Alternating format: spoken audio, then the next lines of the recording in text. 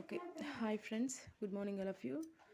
Today we are going to discussion about the lesson chemical reactions and equations రసాయన చర్యలు మరియు సమీకరణాలు in our 10th class present N C E R T text books.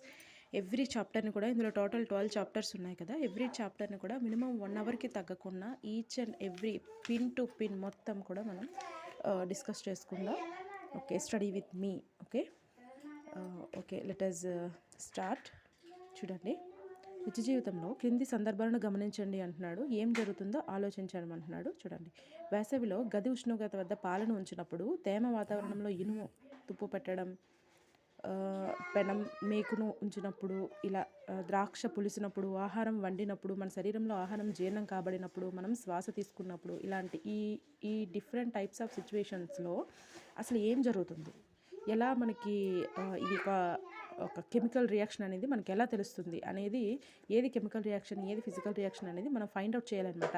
In డెప్త్గా చెప్పుకుంటే వీటిలో మనం ఫిజికల్ రియాక్షన్ ఏది, కెమికల్ రియాక్షన్ ఏది అనేది మనం సపరేట్ చేయాలి. ఓకే, క్లాస్లో ముందుకు వెళ్తే మనకి ఇవన్నీ కూడా ఉంటాయి. చూడండి, పై అన్ని సందర్భాల్లో ప్రాథమిక పదార్థ స్వభావం రూపం ఎంతో కొంత మారింది. ప్రాథమిక పదార్థ స్వభావం అంటే ముందు ఒక ఏదైనా ఒక సబ్స్టెన్స్ తీసుకున్నామంటే ముందు దాని యొక్క స్వభావం అంటే కంప్లీట్ స్ట్రక్చర్ కావచ్చు, లేదంటే టోటల్ దాని యొక్క కంటెంట్ కావచ్చు, అది ఎలా ఉంది, ఎలా మారింది, దాని స్ట్రక్చర్ ఎలా, షేప్ ఎలా మారింది, మొత్తం అన్నీ కూడా ఎంతో కొంత మారింది అని చెప్తున్నాడు. క్రింది తరగతుల్లో మనము పదార్థాల భౌతిక మరియు రసాయన మార్పుల గురించి నేర్చుకున్నాం. ఎప్పుడైనా ఒక రసాయన మార్పు సంభవిస్తే మనము రసాయన చర్య జరిగిందని అంటాం. రసాయన మార్పు సంభవిస్తే మనము రసాయనిక చర్య జరిగింది అంటాం. అంటే ఏదైనా ఒక పదార్థంలో ఒక రియాక్షన్ జరిగింది అంటే అందులో ఖచ్చితంగా కెమికల్ చేంజ్నెస్ అనేది ఉండాలి. అలా ఉంటేనే దాన్ని మనం రసాయన చర్య జరిగిందని అంటాం. అయితే వాస్తవానికి రసాయన చర్య అంటే ఏంటో తెలుసుకున్నప్పుడు ఆశ్చర్యపోతాం. మనం రసాయన చర్య జరిగిందని ఎలా తెలుసుకుంటాము? ఈ ప్రశ్నలకు సమాధానం కొన్ని కృత్యాలు చేయడం ద్వారా తెలుసుకుందాం అన్నాడు. కృత్యాలు అంటున్నాడు. చూడండి, ఇక్కడ మనకి కొన్ని యాక్టివిటీస్ ఉంటాయి. ఆ యాక్టివిటీస్ చూద్దాము. చూడండి, ఈ కృత్యానికి ఉపాధ్యాయుల ప్రకారం ఉపాధ్యాయుల సహకారం అనేది అవసరం. ఎందుకంటే ఇవి కొంచెం కెమికల్ రియాక్షన్స్ కదా, కొంచెం ఏమన్నా ఉంటాయని చెప్పి పిల్లలకి ప్రికాషన్స్ ఇస్తున్నారు. ఒక చూడండి, గరుకు కాగితంతో 3 లేదా 4 సెంటీమీటర్ల పొడవు గల మెగ్నీషియం రిబ్బన్ను రుద్ది శుభ్రం చేయాలి అంటున్నాడు. పట్టకారుతో దాన్ని పట్టుకోవాలి. ఒక సారా దీపం లేదా బర్నర్ను ఉపయోగించి మండించాలి. పటంలో చూపినట్లు ఆ బూడిదను వాచ్ గ్లాస్ నందు సేకరించమంటున్నాడు. మెగ్నీషియం రిబ్బన్ను మండించేటప్పుడు కళ్ళకు సాధ్యమైనంత దూరంగా ఉంచాలి. మీరు ఏమి గమనించారో అంటున్నాడు. ఒకసారి ఈ పార్ట్ని మనం డెప్త్గా డిస్కస్ చేసినట్లయితే చూడండి, ఒక మెగ్నీషియం రిబ్బన్ను తీసుకొని దాన్ని శుభ్రం చేయమంటున్నాడు. శుభ్రం చేయాలి అంటే అసలు దాన్ని ఎందుకు శుభ్రం చేయాలి అంటే, ఏదైనా సరే మెటల్ మనం తీసుకున్నట్లయితే దానిపైన ఆక్సిడేషన్ పూత అనేది ఉంటుంది. అంటే ఆక్సీకరణం తుప్పు అంటాం కదా, ఆ టైప్ అనమాట పోతూ ఉంటుంది. దాన్ని తొలగించిన తర్వాత మాత్రమే ఆ మెటల్ అనేది మనకి శుద్ధమైన మెటల్ అవుతుందన్నమాట. అందుకోసం దాంతో మనం రియాక్షన్ చేసేటప్పుడు, ఏదైనా కృత్యం చేసేటప్పుడు లేదా యాక్టివిటీ చేసేటప్పుడు వచ్చే రిజల్ట్ అనేది పక్కాగా ఉంటుందన్నమాట. అందుకోసం నెక్స్ట్ ఇప్పుడు దీన్ని ఏం చేయమంటున్నాడు, ఒక సారా దీపం కింద ఉంచి లేదంటే బర్నర్ కింద ఉంచి మండించమంటున్నాడు. మండిస్తే ఏమవుతుంది, మెగ్నీషియం అనేది పూర్తిగా కాలిపోయి, మెగ్నీషియం రిబ్బన్ని మండిస్తే పూర్తిగా కాలిపోయి బూడిద వస్తుంది అనమాట. ఓకేనా, బూడిద వస్తుంది. ఈ బూడిదనే మనము ఇక్కడ ఒక రియాక్షన్ జరుగుతుంది. అదేంటంటే magnesium plus oxygen gives rise to magnesium oxide అనేది ఏర్పడుతుంది. Magnesium oxide 2MgO magnesium oxide అనేది ఏర్పడుతుంది. దీన్ని నెక్స్ట్ పేజీలో మనకి ఈ రియాక్షన్ కూడా మనకి నెక్స్ట్ పేజీలో ఇచ్చి ఉంటాడు, మనం చూద్దాం. చూడండి, మెగ్నీషియం రిబ్బన్ను గాలిలో మండించుట, మెగ్నీషియం ఆక్సైడ్ను వాచ్ గ్లాస్లో సేకరించుట. అంటే ఇక్కడ ఉండే ఈ గ్లాస్లో ఇక్కడ ఉండేది మెగ్నీషియం ఆక్సైడ్ అనమాట. ఏదైతే మెగ్నీషియం మెటల్ని మనం వేడి చేసామో, కాల్చామో, అది ఆక్సిజన్తో వేడి చేయడం అంటే దహనం అనేది దేని సమక్షంలో జరుగుతుందంటే ఆక్సిజన్ సమక్షంలో జరుగుతుంది. కాబట్టి మెగ్నీషియం అనేది ఆక్సిజన్ సమక్షంలో మండి మెగ్నీషియం ఆక్సైడ్ అనే బూడిద రంగు ఒక బూడిదని ఏర్పరుస్తుంది. ఈ మెగ్నీషియం ఆక్సైడ్ అనేది వాచ్ గ్లాస్లో సేకరించాడంట వాడు. ఓకే, నెక్స్ట్ ఏమంటున్నాడు చూడండి, మిరుమిట్లు గొలిపే తెల్లని కాంతితో మెగ్నీషియం రిబ్బన్ను మండడం మరియు తెల్లని పొడిగా మారడాన్ని మీరు గమనించవచ్చు. మెగ్నీషియం ఆక్సైడ్ అనేది ఏ కలర్లో ఉంటుందంటే వైట్ కలర్ పొడి. మెగ్నీషియం ఆక్సైడ్ అనేది ఒక వైట్ కలర్ పొడి. ఈ పొడే మెగ్నీషియం ఆక్సైడ్. ఇది మెగ్నీషియం మరియు గాలిలో ఆక్సిజన్ల మధ్య చర్య వల్ల ఏర్పడింది. ఇప్పుడు చెప్పినట్లు దహనం అనేది మనకి ఆక్సిజన్ సమక్షంలో జరుగుతుంది కాబట్టి మెగ్నీషియం మరియు ఆక్సిజన్ల మధ్య చర్య జరిగి మెగ్నీషియం ఆక్సైడ్ అనేది ఏర్పడింది. ఇప్పుడు చూడండి, ఇంకొక చిన్న కృత్యం ఏంటంటే, ఒక పరీక్షణాళికలో లెడ్ నైట్రేట్ ద్రావణాన్ని తీసుకుంటున్నాడు. లెడ్ నైట్రేట్ అంటే PbNO3. దీనికి పొటాషియం అయోడైడ్ ద్రావణాన్ని కలపమంటున్నాడు. పొటాషియం అయోడైడ్ అంటే KI.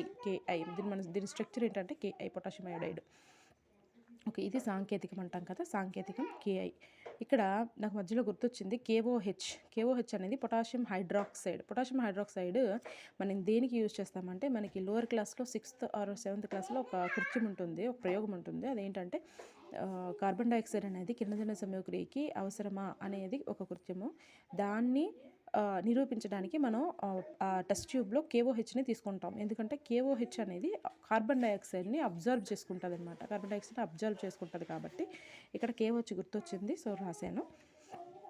ఓకే, మీరు ఏమిని గమనించారు అని అడుగుతున్నాడు ఇక్కడ. మీరు ఏమి గమనించారు అంటే ఇప్పుడు లెడ్ అయోడైడ్ ఇక్కడ ఏం ఏర్పడుతుందంటే ఈ లెడ్ నైట్రేట్ని పొటాషియం అయోడైడ్ని ఈ రెండింటి మధ్య చర్య జరిపిస్తే ఏమొస్తుందంటే లెడ్ అయోడైడ్ అనే ఒక కొత్త పదార్థం అనేది ఏర్పడుతుంది. ఈ లెడ్ అయోడైడ్ అనేది ఏ కలర్లో ఉంటుందంటే పసుపు రంగులో ఉంటుంది. దీనికి సంబంధించిన ఈక్వేషన్ అనేది కింద ఉంది చూడండి. PbNO3 + 2Ki gives rise to PbI2 lead iodide plus potassium nitrate KNO3 ఏర్పడుతుంది. ఈ లెడ్ అయోడైడ్ అనేది ఇక్కడ అవక్షేపం అంటే కరగని పదార్థంగా పరీక్షణాళిక అడుగున చేరుతుందన్నమాట.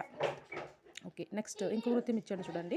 ఒక శాంకవ కుప్ప లేదా పరీక్షణాళికలో కొన్ని జింక్ గుళికలు తీసుకోమంటున్నాడు. దానికి సజల హైడ్రోక్లోరిక్ ఆమ్లము లేదా సజల సల్ఫ్యూరిక్ ఆమ్లం కలపమంటున్నాడు. సజల హైడ్రోక్లోరిక్ ఆమ్లము లేదా సజల సల్ఫ్యూరిక్ ఆమ్లం దేనికి? జింక్ తీసుకొని. జింక్ అనేది ఒక మెటల్ కదమ్మా. ఈ మెటల్ అనేది ఇదొక యాసిడ్. ఏదైనా సరే ఒక మెటల్ అనేది యాసిడ్తో జరిపితే హైడ్రోజన్ వాయువు రిలీజ్ అవుతుంది. ఇది ముందు నుంచి మనం తెలుసుకున్నది, ఇది మనకి తెలిసిన పాయింట్. ఓకే, చూడండి, ఆమ్లంతో జాగ్రత్తగా వ్యవహరించండి అంటున్నాడు. ఎందుకంటే యాసిడ్ ఈజ్ డేంజరస్ కాబట్టి.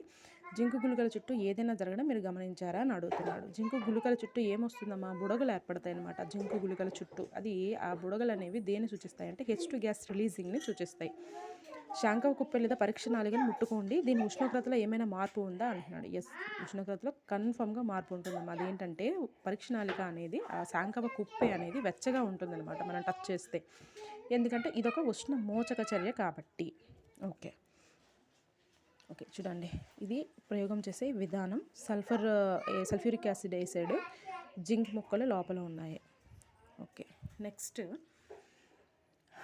ఈ 3 కృత్యాల నుంచి ఒక రసాయన చర్య జరిగింది అని నిర్ధారించడానికి కింద పేర్కొన్న పరిశీలనలో ఏదో ఒకటి మనకు సహాయపడుతుంది. అదేంటంటే స్థితిలో మార్పు కానీ, రంగులో మార్పు కానీ, వాయువు విడుదల కావడం కానీ, ఉష్ణోగ్రతలో మార్పు కానీ. ఈ 4 చేంజెస్ ఉంటాయి. ఏంటంటే స్థితిలో మార్పు, రంగులో మార్పు, వాయువు విడుదల కావడం, ఉష్ణోగ్రతలో మార్పు. అంటే change in state, change in colour, evolution of A gas, ఇంకా చేంజ్ ఇన్ టెంపరేచర్. ఈ 4 కూడా ఏదో ఒక మార్పు జరుగుతుంది. చూడండి, మన చుట్టూ జరుగుతున్న మార్పులు పరిశీలిస్తే చాలా విభిన్న రసాయన చర్యలు మన పరిసరాల్లో జరగడాన్ని చూడవచ్చు.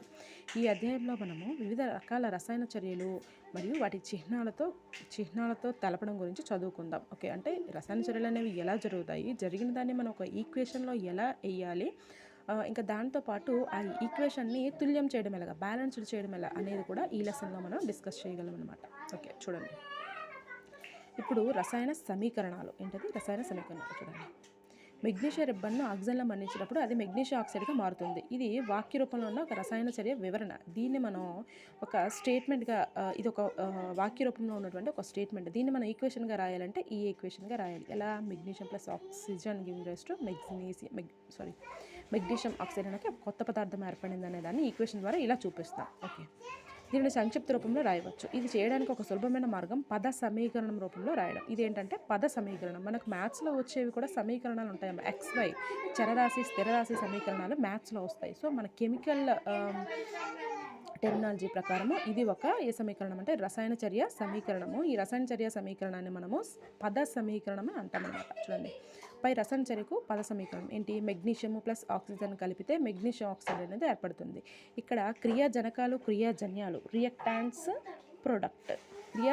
రియాక్టాంట్స్ అంటే చర్యలో పాల్గొనేవి మెగ్నీషియం, ఆక్సిజన్. చర్యలో పాల్గొన్న తర్వాత వచ్చే కొత్త పదార్థమే క్రియాజన్యాలు.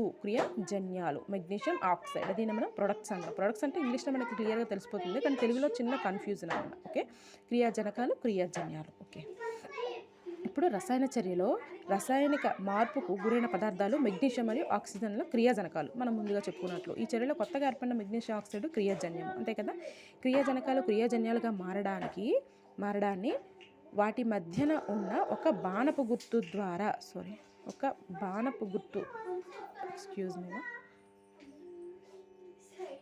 ఓకే, వాటి మధ్య ఉన్న ఒక బాణపు గుర్తు ద్వారా పద సమీకరణాన్ని తెలియజేస్తుంది. క్రియాజనకాలను మధ్యలో కూడిక ప్లస్ గుర్తుతో ఎడం వైపున ఎల్హెచ్ఎస్ వైపు రాస్తాము. అదేవిధంగా క్రియాజన్యాలను మాత్రం మధ్యలో ప్లస్ గుర్తుతో ఆర్హెచ్ఎస్ వైపు కుడివైపున రాస్తాం. బాణపు తల గుర్తు క్రియాజన్యాల వైపు ఉంటుంది. ఎప్పుడు కూడా బాణపు తల గుర్తు అనేది క్రియాజన్యాల వైపు ఎప్పుడు కూడా ఉంటుంది మరియు చర్య దిశను సూచిస్తుంది. చూడండి, ఇటువంటి టైప్స్ ఆఫ్ బిట్స్ అనేవి మనకి డిఎస్సి కంటే టెట్లో వచ్చే ఛాన్సెస్ ఉంటుందమ్మా. ఏంటది? బాణపు తల గుర్తు క్రియాజన్యాల వైపు ఉంటుంది. నెక్స్ట్ చూడండి, రసాయన సమీకరణాలు రాయడం. ఇప్పుడు రసాయన సమీకరణాన్ని మనం ఎలా రాయాలి అనేది తెలుసుకుందాం. చూడండి, రసాయన సమీకరణాలు తెలియజేయడానికి ఇంకా ఏదైనా సులభ మార్గం ఉందా? పదాలకు బదులుగా రసాయన సాంకేతికాలు వాడడం ద్వారా రసాయన సమీకరణాలను మరింత సంక్షిప్తంగా ఉపయోగకరంగా చేయవచ్చు. ఒక రసాయన సమీకరణం ఒక రసాయన చర్యను తెలియజేస్తుంది. ఏంటమ్మా? ఒక రసాయన సమీకరణం అనేది ఒక రసాయన సమీకరణం ఒక రసాయన చర్యను తెలియజేస్తుంది. మెగ్నీషియం ఆక్సిజన్ మరియు మెగ్నీషియం ఆక్సైడ్ సాంకేతికాలను గుర్తు తెచ్చుకుంటే పై పద సమీకరణాన్ని ఈ విధంగా రాయవచ్చు. Okay, mg+O2 gives rise to MgO. ఇది నేను తుల్యం చేసుకున్నానమ్మా. ఇది 2mg+O2 gives rise to 2mgO అని నేను ఇది తుల్యం చేసుకున్నాను. దీన్ని తుల్యం చేసేది కూడా నెక్స్ట్ స్టెప్లో మనకి చూపిస్తాడు వాడు. చూడండి, బాణపు గుర్తుకు ఎడమ వైపు మరియు కుడివైపున ఉన్న ప్రతి మూలక పరమాణువుల సంఖ్యను లెక్కించండి, పోల్చండి. రెండు వైపులా ఉన్న ప్రతి మూలక పరమాణువుల సంఖ్యలు సమానంగా ఉన్నాయా? సమానమైతే సమీకరణం తుల్యమైనది అంటాం. కాకపోతే సమీకరణం తుల్యమైనది కాదు. ఎందుకనగా రెండు వైపులా ద్రవ్యరాశి సమానం కాదు. మనకి అకార్డింగ్ టు ద్రవ్య నిత్యత్వ నియమం అనేది ఒక నియమం ఉంటుంది కదమ్మా. దాని ప్రకారము క్రియాజనకాల ద్రవ్యరాశి క్రియాజన్యాల ద్రవ్యరాశికి ఎల్లప్పుడూ కూడా సమానంగా ఉంటుందన్నమాట. అంటే ద్రవ్యరాశి అనేది కొత్తగా సృష్టించబడదు, అలాగే ఉన్న ద్రవ్యరాశి అనేది నాశనం చేయబడదు. సో ఆ విధంగా అనమాట. కనుక అలాంటి రసాయన సమీకరణం ఆ చర్యకు ప్రాథమిక రసాయన సమీకరణం అవుతుంది.